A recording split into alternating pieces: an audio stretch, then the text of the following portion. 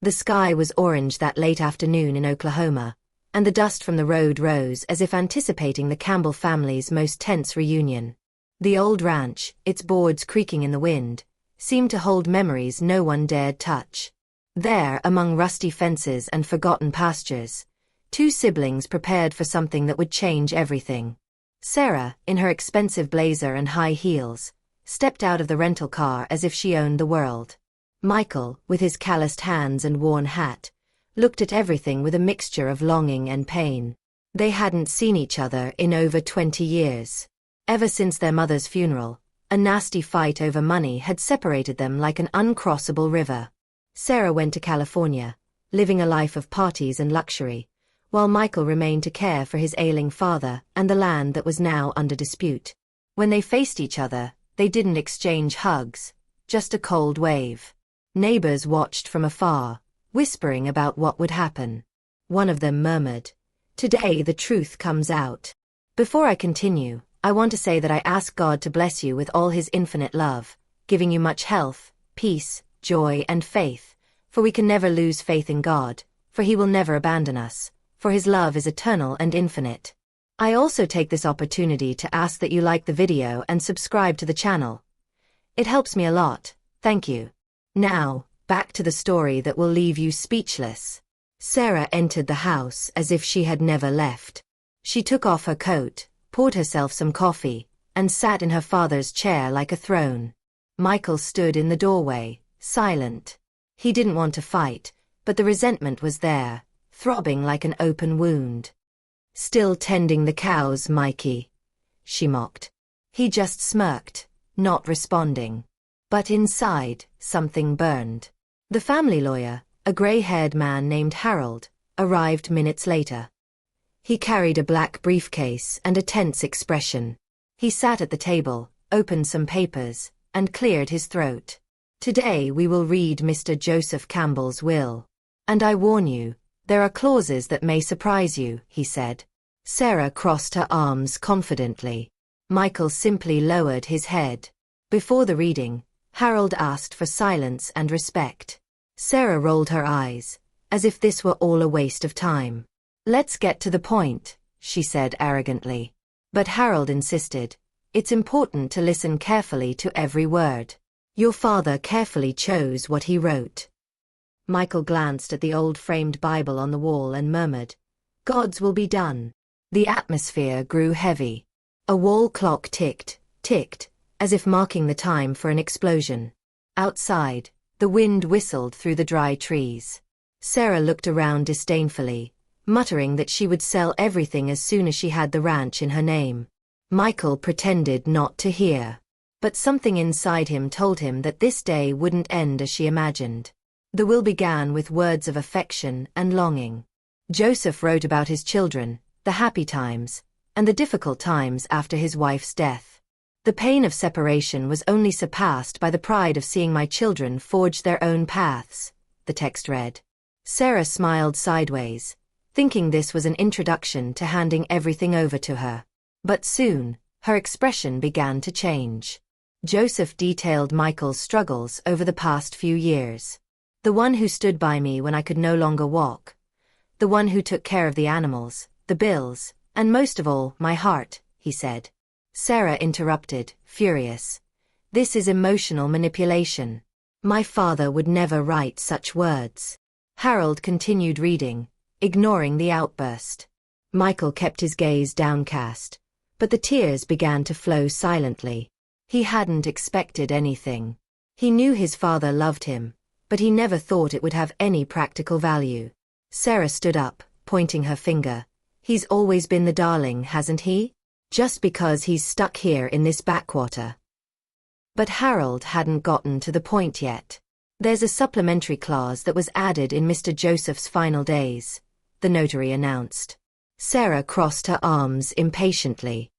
"What nonsense is this now?" she muttered. Harold pulled a sealed envelope from his briefcase. "This hasn't even been read by me to this day. Direct instructions from your father." Silence fell over the room. Michael stood. "Are you sure you want to do this now, Harold?" The lawyer nodded. Sarah rolled her eyes again. But something in her posture began to shift.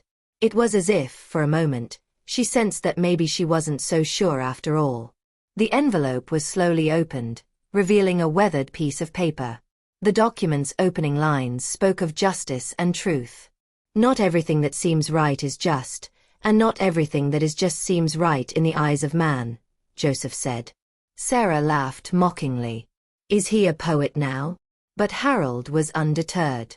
He continued reading, and the next words shocked everyone. Joseph had notarized the entire ranch and its movable assets to Michael, while he was still alive. The deed was there, dated, notarized, and everything. Sarah went white as a sheet. This is illegal, she screamed.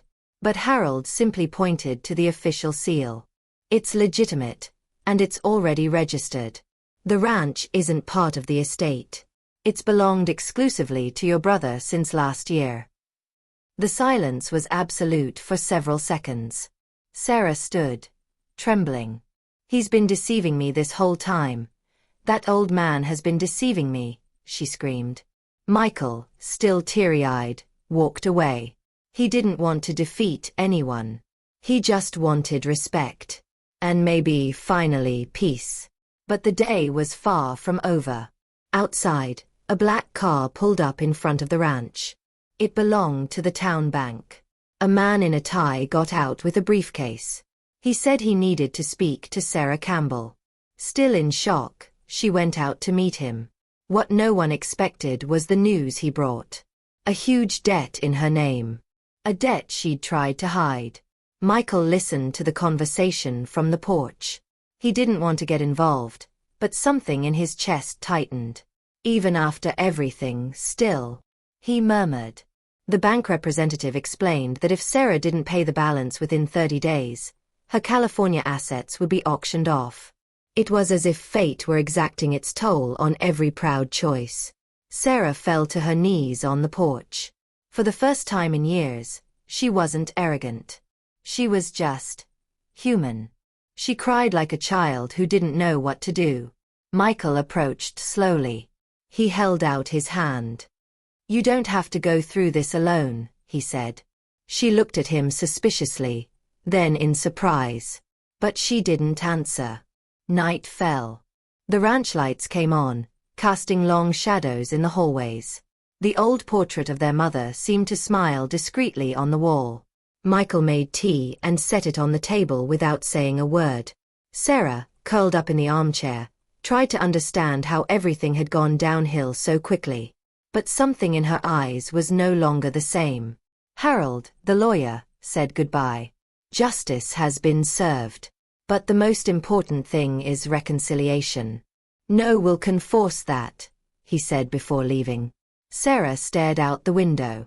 The dust from the road rose again. Only now, it wasn't just the wind. It was the past wanting to redeem itself. Or maybe, just begin to heal. In the kitchen, Michael leafed through his father's old Bible. He found a marked page, with an underlined verse. Forgive, and you will be forgiven. He read it aloud, his voice breaking. Sarah heard but said nothing. She just closed her eyes, as if the sound brought her some relief. The tension was beginning to ease. The next morning, the smell of baking bread filled the house. Michael, as he had done since he was a boy, was making coffee. Sarah came downstairs in silence. She sat at the table, just like old times. Neither of them spoke. But the mere fact that they were there together spoke volumes. It was a beginning. Or at least, an attempt. Michael looked out the window and saw the field bathed in golden sunlight. The ranch was always beautiful in the morning, he said. Sarah just nodded. Pride was still a high wall, but it was beginning to show cracks. Maybe it took more than time. Maybe it took faith. And faith, as his father said, is what moves mountains.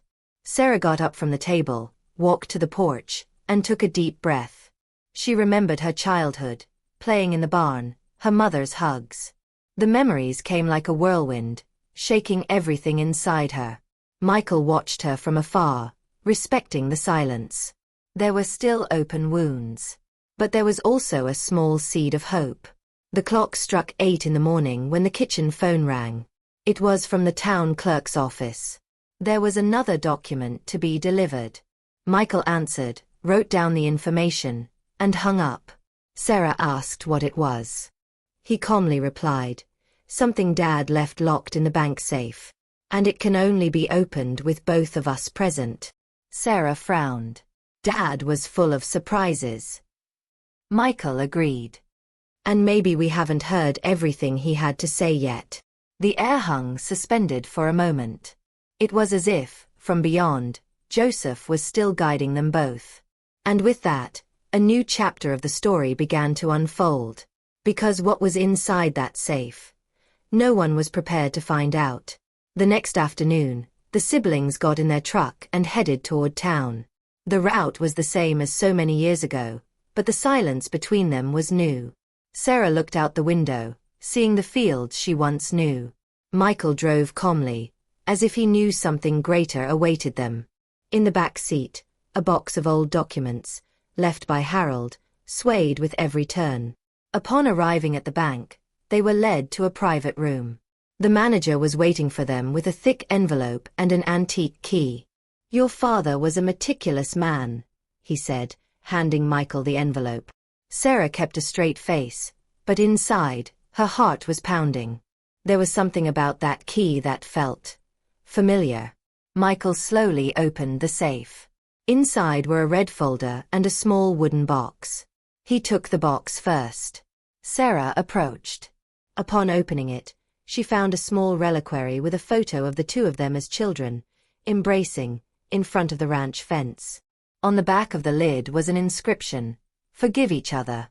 Life is too short to carry burdens." Sarah put her hand to her mouth. The image took her back to a summer afternoon when they fell off the swing and promised never to fight.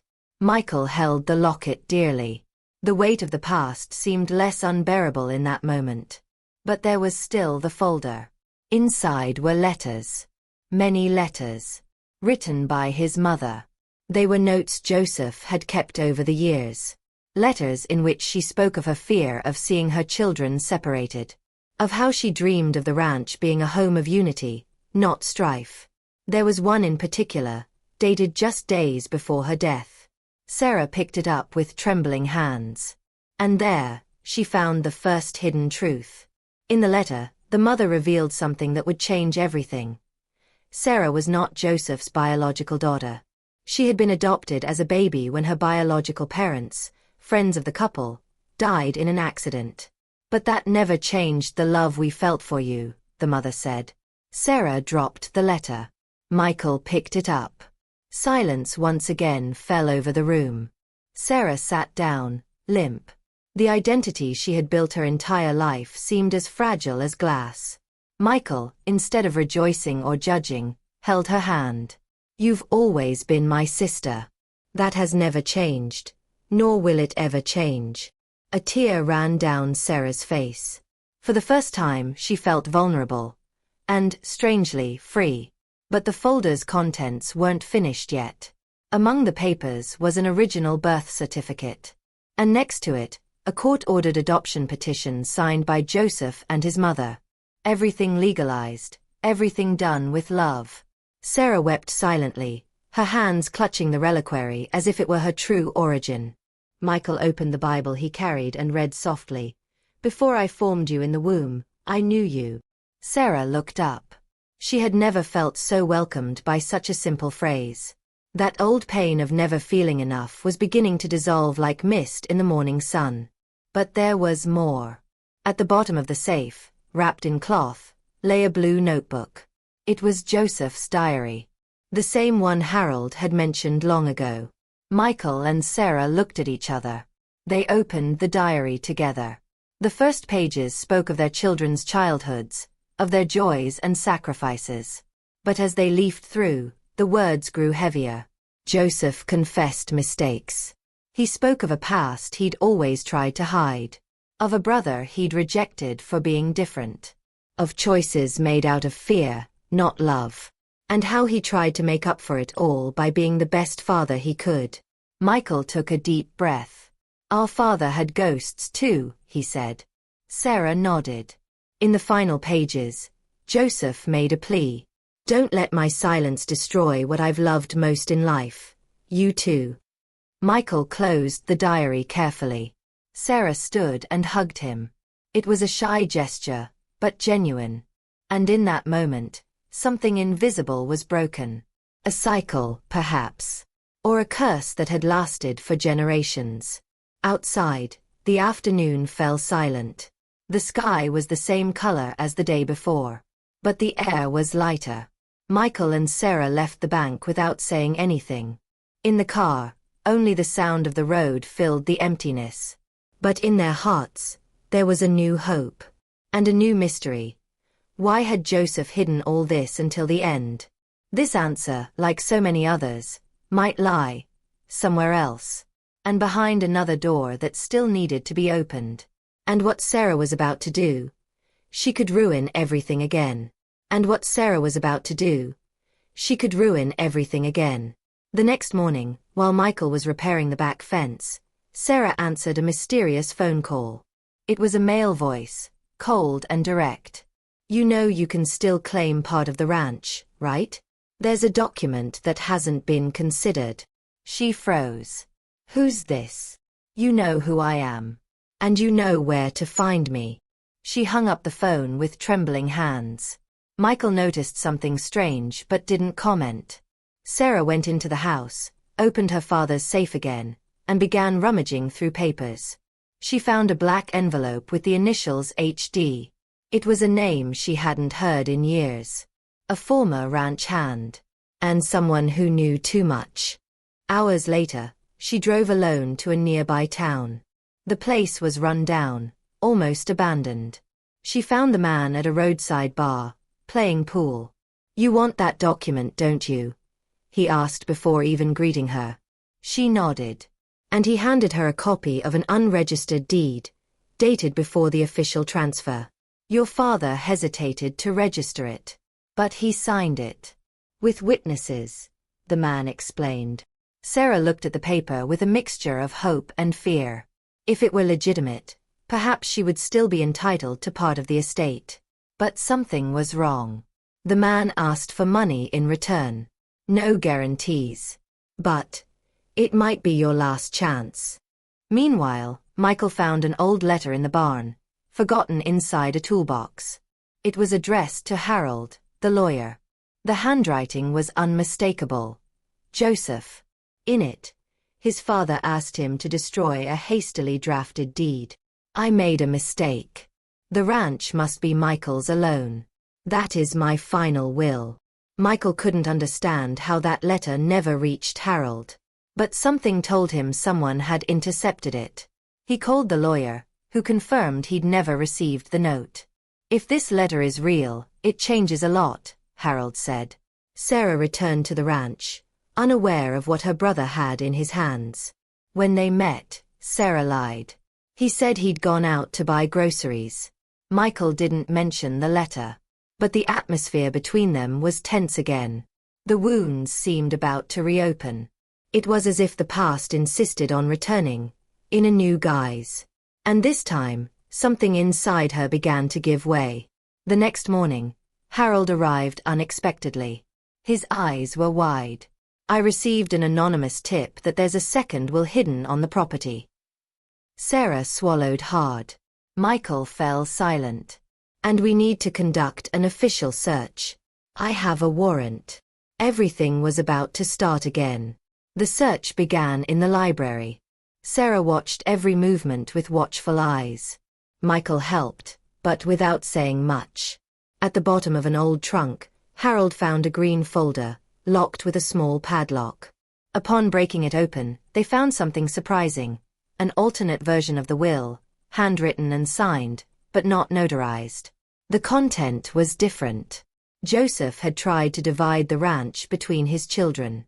Half to Michael, half to Sarah. But the document wasn't notarized. It was like a draft. An unofficial will. Harold analyzed it for hours. It has moral value, but not legal value. Sarah broke down. That was almost a consolation, but not enough. As Sarah wept, Michael handed her her father's letter, the one he'd found in the barn. Harold read it silently. He compared the handwriting, checked the details. This one is legitimate. And it removes any doubt about Joseph's will. Sarah slumped in the chair, exhausted. He really didn't want me as his heir. He wanted to protect you from yourself, Michael replied. That sentence struck a chord. For the first time, Sarah understood. Her father hadn't rejected her. He simply knew she needed a different path. A fresh start. Something far from the land that once saw her depart. The mysterious will, in fact, mirrored Joseph's inner conflict. Torn between love and responsibility. Late in the afternoon, Harold made his final visit to the courthouse to officially close the case. Sarah watched out the window as his car disappeared into the dust. Michael appeared with 2 glasses of lemonade. We've been through a lot. But we're still here. She smiled, weak but sincere. On the porch, they sat side by side. The silence, this time, was peaceful. But deep down, they both knew there was still something unresolved. HD's name still echoed in Sarah's mind. And what she had done on impulse, perhaps it would come back to haunt her. The trial, indeed, was just beginning. And when they least expected it, an anonymous letter arrived in the mail. The envelope was beige, with no return address. Inside, only an old photo. Michael and Sarah, still children, holding hands in front of the barn. Behind the photo, a handwritten phrase, "What was hidden will be revealed." That night, Sarah couldn't sleep. The phrase in the photo kept ringing in her mind, "What was hidden will be revealed." Michael, on the other hand, slept soundly, as if he had made peace with everything. But Sarah felt something was still off. So, quietly, she crept downstairs with a flashlight in hand and made her way to the ranch's basement. It was a dusty place, smelling of old wood and damp. Rarely did anyone go there. But Sarah remembered a bookshelf hidden behind tarps and tools. Carefully removing everything, he found a compartment with a false bottom. And there it was, a thick book, bound in dark blue leather. It was Joseph's diary. And it appeared intact. With trembling hands, she went back upstairs and sat in her father's chair. She opened the diary to the first page. "If my children ever read this, it will be because I am in God's hands. May He enlighten and guide them." Sarah closed her eyes for a second. Something in that fatherly tone touched her heart deeply. And she began to read. The first few pages were simple stories. The birth of his children, his marriage to Margaret, his first years on the ranch. But soon the tone changed. Joseph wrote of doubts. Of how weak he felt in the face of the choices he had to make. Sometimes doing the right thing means hurting someone you love. And that tears me apart. Sarah couldn't stop reading. Every word felt like a direct conversation between her and her father. Joseph spoke of the guilt he carried for not telling the truth sooner. And he spoke fondly of Sarah. "She's fire and wind. You need space to find yourself. But I never stopped loving her. Even on the worst days." Tears streamed down her face. The next morning, she showed Michael the diary. He sat beside her on the sofa, and together they continued reading. The following pages revealed secrets no one expected. Joseph confessed to hiding from his wife a past romantic relationship, a woman named Evelyn. And from that relationship, a lost son. Michael was silent. Sarah looked at her brother. "Do we have another brother?" Michael shook his head, perplexed. Joseph had written that he had tried to find him for years, without success. "But God gave me 2 sons who completed me. Even if one day that other one appears, my inheritance is already given." In the final chapters of the diary, Joseph spoke of faith. How the Bible was his refuge. "When the world weighs on me, I open the holy book and find shelter." Sarah, who had always been wary of religion, felt a new peace within herself. Michael held the diary and read aloud one of his father's favorite passages. Commit your way to the Lord, trust in him, and he will bring it to pass. On the last page, an envelope taped shut. Inside, a handwritten letter, dated 2 days before Joseph's death. Addressed to both of them. My children, if you've made it this far, it's because you're still united. This is already my greatest victory. The ranch, the money, all of this passes. But love remains. Sarah closed her eyes, clutching the letter to her chest. Michael hugged her, wordlessly. And in that embrace, a silence more powerful than 1,000 speeches. But the weight of the revelations still lingered in the house. Who was Evelyn? And where was this lost son? The diary opened wounds, but it also ignited a new search. Later that day, they went to the attic to look for old photos. Among dusty albums, they found a box of letters exchanged between Joseph and Evelyn, all before his marriage to Margaret.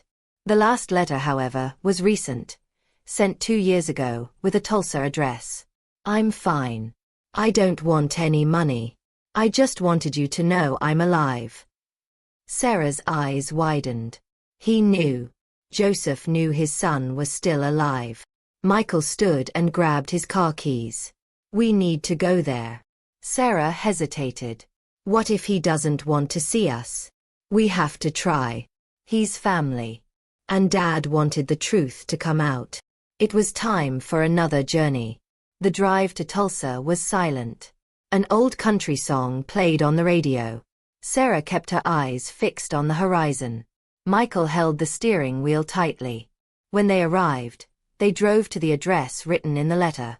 A modest house with flowers in the garden and a white picket fence. They knocked on the door. A middle-aged man with gray hair and a suspicious look answered. Can I help you?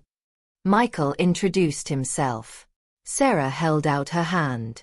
We're Joseph Campbell's children. The man stood still. He didn't answer. He just slowly opened the door. Come in. I think we have a lot to talk about. In the living room, the man introduced himself as Daniel. He said he knew about the two of them but never wanted to interfere. My father chose a different life. I chose to respect it. Sarah explained everything they had discovered. She showed him the diary. Daniel read a few pages, his eyes welling up. He really regretted it, didn't he? Michael nodded. More than anything. Daniel took a deep breath. You know, I was a pastor for many years. But I could never forgive my father for leaving me. Now I see that maybe forgiveness has left me too. Sarah took his hand. Maybe it's time to rebuild. Even if it's from scratch. They spent hours talking. Daniel showed them childhood photos and told stories about his mother. Sarah and Michael listened as if discovering a new chapter in their own lives. As they said goodbye, Daniel said, I don't need an inheritance. I just wanted to know I was remembered. Michael handed him the reliquary. Our father kept this for decades. Now, it belongs to you. Daniel held the object as if it were gold. Sarah, moved, left her number. You will always have a place at the ranch. And in that moment, a new bond of blood and hope was formed, where before there had been only emptiness. Back at the ranch, Sarah placed the diary on the fireplace mantel, next to her father's Bible. Now we know who he really was. And as hard as it was, I forgive him. Michael nodded. The house felt lighter. But as always, something unexpected was yet to happen. Because one last letter had yet to be opened. Sarah held the letter for a few minutes before opening it. The envelope was yellowed, as if it had been hidden for years. When she finally broke the seal, she felt a chill run down her spine. The first sentence was direct. My daughter, if you're reading this, it's because you've reached the end of your vanity. She swallowed hard. Her father's words always carried a different weight. The letter was harsh but honest. Joseph described his suffering as he watched Sarah walk away, choosing the city's glitter over her family roots. I tried to protect you. But perhaps I was wrong not to show you the consequences. Sarah trembled. It was as if, even from beyond the grave, Her father still had lessons to teach. Halfway through the letter, the shock came. Joseph revealed that, legally, Michael was the only legitimate heir. An old error in the birth and property records had made everything on the ranch exclusively tied to his name. It was something I discovered too late. But I accepted it as God's will. Sarah dropped the letter to the floor. Michael picked it up, read the words silently, and sat stunned. I didn't know. I never knew. Sarah wept silently. For the first time, she understood that none of it had been done out of malice or preference. It was simply a reckoning of fate, or perhaps of God. Harold was summoned immediately. He reviewed the letter, the documents, and the records. He confirmed everything. Michael was always the legal heir. Joseph simply kept quiet to avoid further pain. The truth hit like a bolt of lightning. Sarah felt the ground disappear beneath her feet. But at the same time, something inside her was breaking free. Michael didn't want to capitalize on this revelation. I don't care what the papers say. You're my sister. Nothing else matters. But Harold was clear. Any further challenge would be futile. The property was Michael's by right. Always. Sarah would have to accept it. Or fight in court. She lowered her head. And then she did something unexpected. She stood, walked to the bookshelf, and picked up the Bible. I've lost so much trying to win. Maybe now I can learn to live. Michael took her hand. Dad always said the value of things isn't in what they cost, but in what they heal. Sarah smiled, even though her eyes were watering. That night, they sat together on the porch. The sky was clear, full of stars. Sarah took a deep breath. You know, Mikey, I thought I had it all. But I realized I'm only now beginning to understand what it means to have peace. He didn't answer. He just looked out at the field, like his father did. The next day, Michael decided to do something symbolic. He shared part of the ranch with Sarah, not out of obligation, but by choice. You're part of this story. And you always have been. She initially refused, but he insisted. This isn't about justice. It's about redemption. And so, a new phase began. But fate, once again, had other intentions. A truck pulled up at the ranch entrance. A man got out with a suitcase and an envelope. It was a representative of the court, bearing a notice. A distant relative had filed a lawsuit to contest the will. The name: Henry Dobbins. Sarah paled. Michael frowned. It was the same name on the mysterious document found days before. The man who had given him the fake deed. He can't do that. It's all legalized. Yes, he can. If he can prove there was emotional coercion or omission of heirs. Michael's blood ran cold. The letter Joseph wrote to Harold, the one found in the barn, now became key to defending the ranch. Harold began gathering evidence. Sarah, this time, didn't run away. Instead, she was the first to say, I'll testify for you, Mikey. Now it's my turn to protect you. The small-town community began to mobilize. Many knew the Campbell family's story, and many remembered how much Michael had sacrificed. He deserves this ranch. It's always been his, they said at the market, at church, at the pharmacy. And each voice strengthened the truth. Days later, a preliminary hearing was scheduled. Sarah and Michael appeared together, hand in hand. Henry Dobbins showed up with a cold lawyer and a pile of documents. He claimed Joseph had promised him part of the ranch in an informal letter. But none of it was official. And no witnesses confirmed it. During the hearing, Harold presented the diary, Joseph's letter, and the legal records. The judge listened attentively. Sarah, when called upon, spoke from the heart. My father was tough, but fair.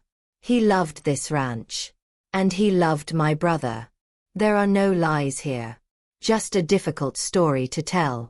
At the end of the day, the judge announced he needed time to deliberate. The ranch would remain with Michael temporarily. As they left the courthouse, the sun was shining brightly. Sarah looked up and said, Dad, we're trying to do the right thing. I hope you're proud. Michael simply nodded. Back at the ranch, the atmosphere was tense, but there was a bond between the siblings that had never existed before. Every gesture, every conversation, carried more empathy. The truth can hurt, but it also sets you free, Sarah said over dinner. Michael agreed. And maybe all this pain is part of the healing. That evening, sitting in front of the fireplace, they opened their father's last notebook together. A prayer notebook. It contained verses and supplications. Lord, keep my children safe even when I'm no longer here. And may they learn to love above all else. Sarah read aloud, moved. That was the first night the house slept peacefully. No arguments, no resentments, no fear. But as in every true story, the calm always precedes the next storm. Because the next day, a new envelope arrived in the mail. And inside it, something neither of them could have ever expected. A photo, old, of Joseph standing next to Henry Dobbins. And on the back an inscription, "To my only heir should all else fail." The mood at the ranch cooled. Sarah stared at the photo while Michael paced the room. "Does this change everything?" he asked. She took a moment to answer. Maybe. Or maybe it's just another trap. But deep down, she knew that image could destroy everything they had built. The next day, Harold arrived with a worried expression. "We need to talk. I discovered something, and you're not going to like it." Sarah felt her heart race. The lawyer placed on the table a copy of a contract dated 3 years ago, signed by a now retired notary. And along with it, an audio recording. In the recording, Sarah could be heard offering money to the notary to fast-track the reading of the will in her favor. "I just want to secure what's rightfully mine. My brother doesn't need to know now." The voice was clear. Michael fell silent, shocked. Sarah lowered her eyes. She knew the recording existed, and she feared it. "You tried to deceive me?" Michael's voice was low, almost a whisper. Sarah took a deep breath, trying to hold back her tears. "Back then, I was lost. I thought money would give me back something I'd lost." Michael looked at her, trying to understand. But the pain was evident. "And you thought you could buy what belongs to God," he added. Harold explained that the recording had been sent anonymously to the court. This could become a legal bombshell. Even if it doesn't invalidate the documents, it could be used to tarnish your credibility. Sarah defended herself. "It was before I knew the truth, before everything. But that didn't change the fact. She had tried to cheat." Michael walked away for hours. He walked through the fields. Each step was a weight. He remembered the nights he'd cared for his father, the debts, the sick cows, the lonely winters. And now to discover that his own sister had tried to take that away from him. It was too much. But, in the middle of the field, he found something unexpected. An envelope, pinned to the gate of the old house on the hill. It was from the notary. A handwritten letter, in which he confessed to regretting the proposal. "I refused the bribe. And I kept it all a secret, hoping your sister would redeem herself." Michael returned home with the letter in hand. When he showed it to Sarah, she cried for real. "I messed up, Mikey. And there's no excuse. I don't deserve this ranch. Or your forgiveness." He hugged her for the first time in days. "But you deserve to start over. Even if you have to carry the weight of it."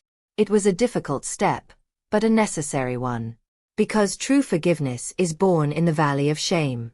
The next morning, Harold called another meeting. They needed to decide whether or not to reveal the bribery attempt to the courts. Michael was clear. "Yes. We'll tell everything. But in the right way." Sarah nodded. "If I want a new life, it has to be the truth." It was the beginning of reparation. At the hearing, Sarah confessed. In public. She explained what she did, when, and why. The judge listened in silence. Henry's lawyer tried to use this against the family. But the judge replied, There is no greater test of character than public repentance. Michael felt a relief he hadn't even known he needed. Days later, the whole town knew about the confession. But to Sarah's surprise, many people supported her. "We've all made mistakes," said Mrs. Helen, the owner of the local bakery. "The important thing is to have the courage to make amends." Sarah smiled shyly. It was the first time in years she'd felt anything like peace. At the ranch, routine was slowly returning. Michael and Sarah planted a row of sunflowers together near the fence. "Dad loved flowers. But he never had time for them," Michael said. "Now he does." "Through us," Sarah replied. And there, between earth and sky, something new was born, stronger than guilt. But Henry Dobbins hadn't given up. He quietly hired a private investigator. He wanted evidence that Joseph had acted under the influence. He tried everything to overturn the will. And it was this investigator who discovered the letter hidden behind a painting in the dining room, a letter Sarah had never seen before.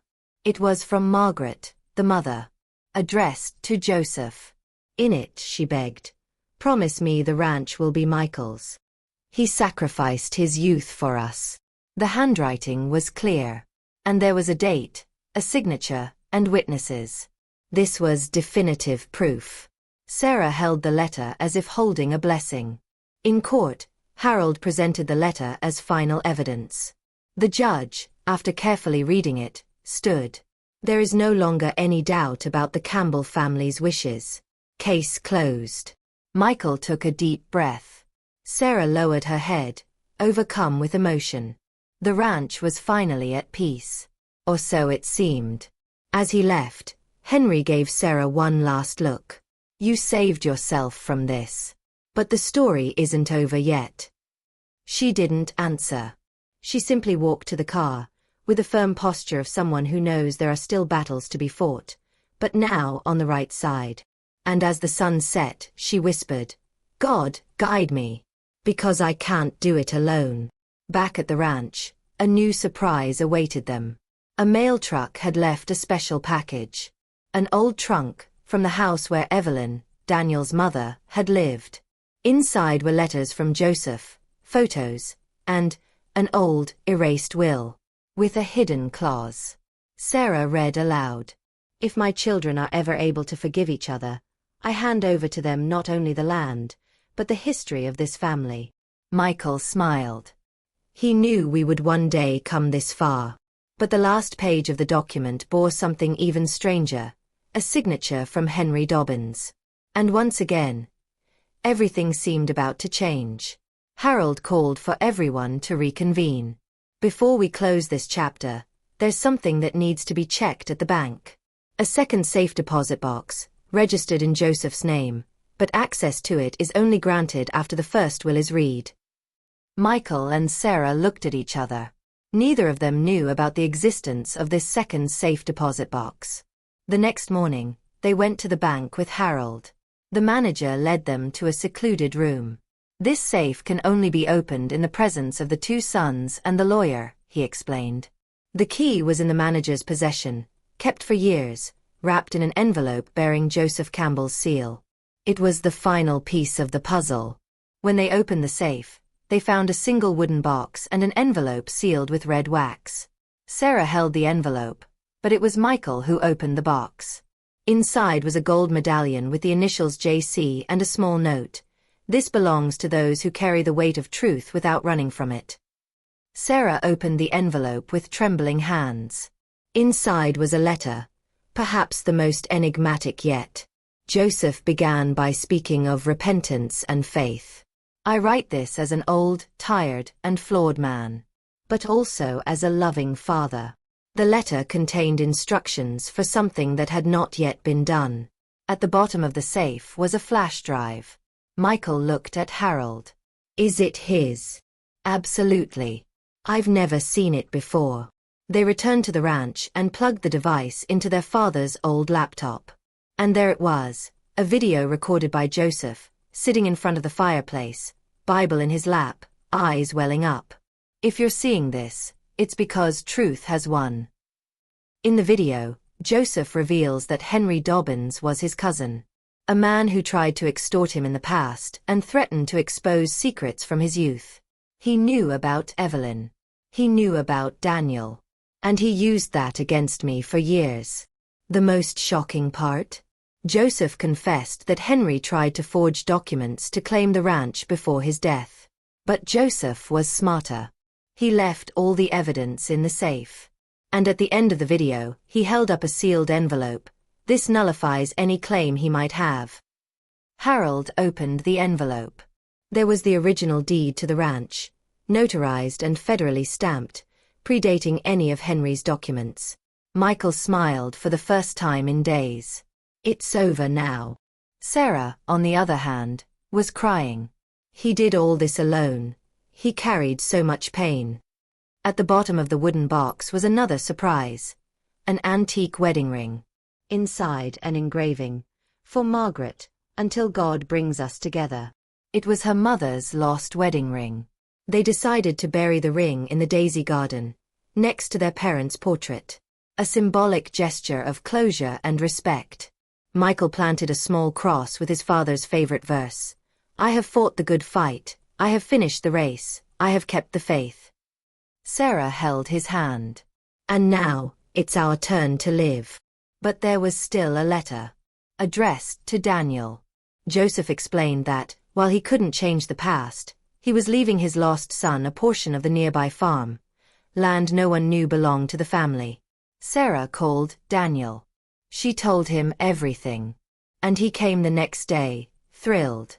It's not for the land, he said. It's for knowing he thought of me until the end. And that afternoon, the three brothers walked together through the fields. Each step was a bond rekindled. Sarah took a deep breath. If forgiveness were easy, it wouldn't mean so much.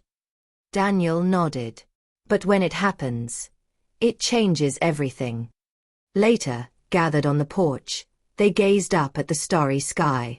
Michael took the medallion and placed it around his neck. He asked for the one who carries the truth. Sarah smiled.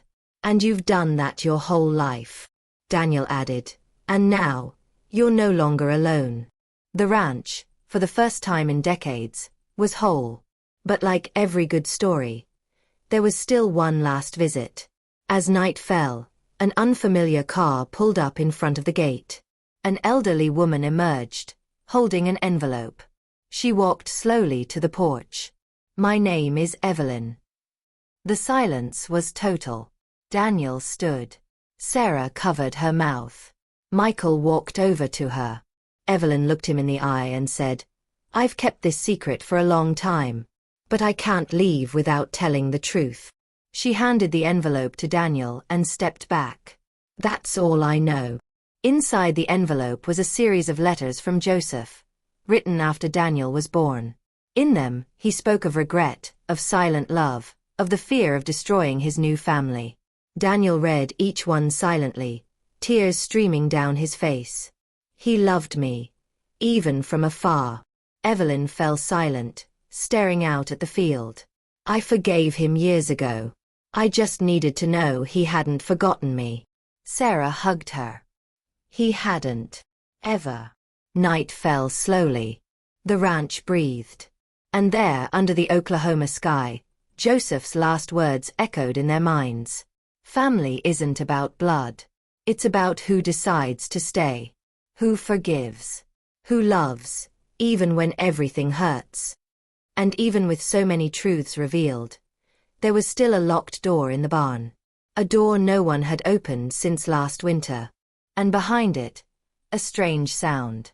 The next morning, Michael went to the barn. The sound came from inside, a faint metallic clink, as if something had fallen and rolled. Sarah and Daniel arrived soon after. Do you know what that is? She asked. Michael shook his head. Dad sealed that door before he got sick. He told us never to touch it. Harold appeared shortly after.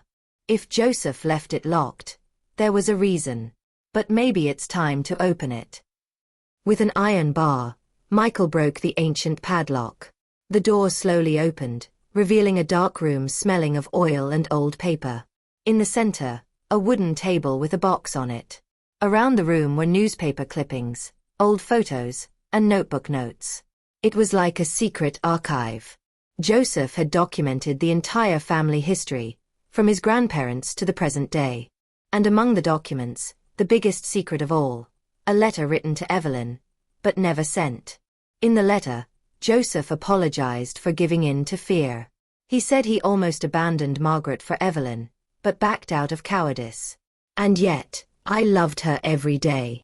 Sarah held the paper with trembling hands. Daniel leaned against the wall, trying to take it all in. He lived divided, and died trying to unite us. At the back of the room, a heavy iron chest.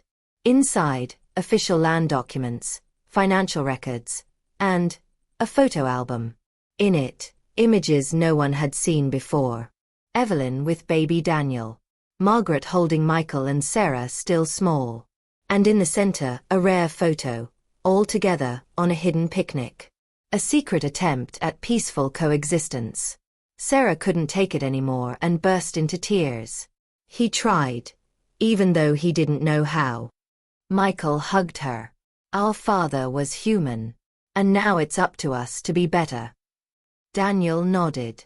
And in that moment, inside an old barn, 3 broken hearts decided to start over. Later, gathered in the living room, they wrote another letter.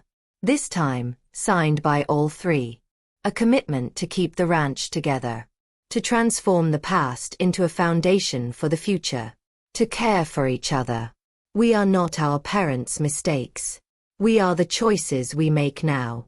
They decided to open the ranch to the community and create a support center for families in crisis.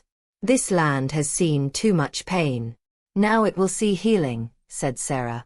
The first step was to build a small memorial garden bearing the names of Joseph, Margaret, and Evelyn.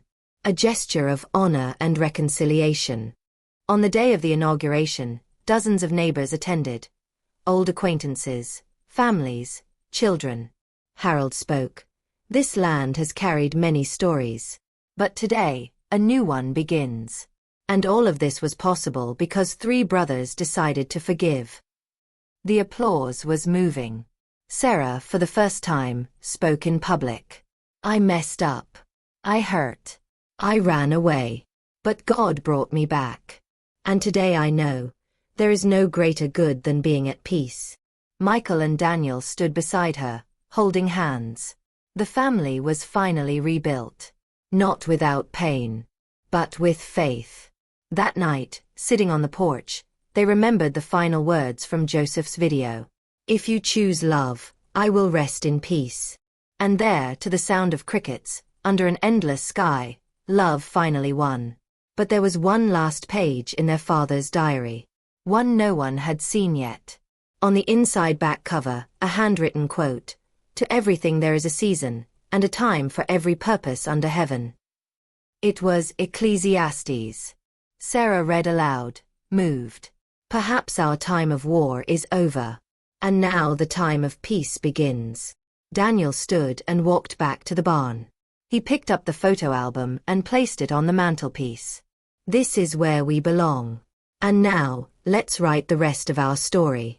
And as the fire crackled outside, a shooting star streaked across the sky, as if Joseph himself were saying, I see you, and I am proud. But the ranch, silently, still held one last memory. Something hidden beneath the floor of the old chapel. And that discovery would come in due time. Weeks passed since the Memorial Garden's inauguration. The ranch's routine was quiet but vibrant. Children played among the sunflowers. Elderly people came to pray on the small bench near the oak tree. Sarah organized weekly meetings with local women. Michael tended the land with Daniel. Peace, finally, was real. Then, one rainy afternoon, a strong wind blew off part of the chapel's old roof. Michael went to inspect the damage and noticed that some floorboards were loose. Upon removing them, he found a small metal box covered in years of dust. He called Sarah and Daniel, and together, they opened the lid. Inside was a single sheet of paper. A hand-drawn drawing by Joseph. Simple, childlike. It showed 3 children holding hands, with a giant sun in the background. On the back, a phrase written in blue marker: "My greatest dream was to see you united. Now I can rest." Sarah leaned against the wall and wept softly. That drawing became a symbol. It was framed and placed at the ranch entrance, a daily reminder that love rebuilds what pride destroys. Sarah tattooed the phrase on her wrist. Michael hung a copy in the barn. Daniel placed another in his office. It had become an invisible alliance. As the months passed, the ranch became a true refuge. People came from other cities seeking counsel, shelter, and prayer. Sarah organized spiritual retreats. Daniel led Bible studies. Michael taught young people about responsibility and faith. Each, with their own gifts, brought to fruition the purpose their father had left behind. Joseph's Bible, now restored, stood on the chapel's altar. Hundreds of names were written on it by visitors seeking prayers. One man left a tearful message: "I lost my brother because of pride. Here, I learned that I can still start over." And so, the ranch became holy ground. At one of the Sunday meetings, Sarah told her story for the first time, from beginning to end. She spoke of pride, of escape, of pain, but also of reunion, of forgiveness, and of God's love. Older women wept silently. Young women embraced her. And there she understood shame that transforms into testimony, healing. Michael and Daniel gradually wrote a book based on their father's journals. They titled it Roots of Forgiveness. The book was published by a local Christian publisher and became an unexpected success. But the real success lay in the testimonies they received. "This book saved my marriage. I've started talking to my mother again after 20 years." With the profits, they renovated the older areas of the ranch and built a school for underprivileged children in the area. They named it Margaret's House. It was the legacy of a mother who always dreamed of unity.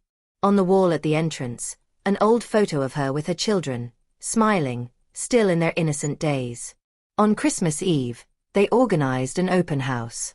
Hundreds attended. Everyone brought something. There was food, music, prayer. And at the end of the night, around the campfire, Sarah said, "If God transformed our story, He can transform yours too." They applauded. But more than that, they hugged. Daniel baptized his first grandson right there, in the chapel's restored font. "My father couldn't baptize me. But today I baptize your great-grandson." Everyone was moved. It was as if entire generations were being washed there. Sarah looked up to the heavens and whispered, "Thank you, Lord, for never giving up on me." Life continued with its challenges. But now there was structure, heart, faith. When a young man showed up saying he was fleeing domestic violence, they took him in. They gave him a roof over his head, food, and love. Sarah told him, "Here, it doesn't matter where you came from. It only matters where you want to go." Evelyn continued to visit frequently. She would sit with Sarah in the shade of the oak tree and tell stories of her youth. "Your father was stubborn, but when he loved, it was forever." Sarah would reply, "Now I understand. And I want to love like that too." They became friends, accomplices, soul sisters. On a special night, the three brothers recorded a video together recounting their entire journey.